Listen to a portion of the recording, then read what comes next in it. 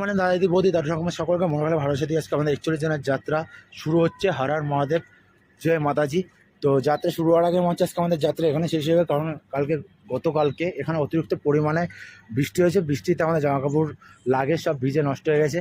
আর সবচেয়ে বড় কথা, আমার এখানে পরশু দিন এসেছিলাম। তো এটা হচ্ছে জম্বুক কাটরা। তো ওই যে পাহাড়টা দেখতে পাচ্ছ, ওই পাহাড়ের মাথায় আর কি মা বিষ্ণুদেবীর মন্দির। তো সবাই বলে ওখানে মা বিষ্ণুদেবী বিরাজমান করেছিল পাহাড়ের গুফাতে।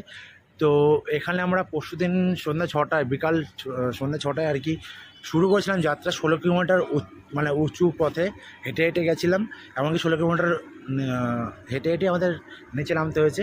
সবচেয়ে বড় কথা, এখানকার যে নেচারটা একটু আগে যা ছিল বাম্পার। কারণ হচ্ছে একটু আগে বৃষ্টি হচ্ছিলো, এসব পুরো কুয়াশায় ভর্তি ভর্তি ছিল। তো এই নেচার দেখতে গেলে, অ্যাডভেঞ্চার করতে গেলে বাড়িতে বেরোতে হবে, ঘুরতে হবে। এমনকি বাড়িতে বসে বসে এইসব নেচার দেখা যাবে না। চলো আবার দেখা হচ্ছে অন্য কোনো স্পটে বা অন্য কোনো ভিডিও।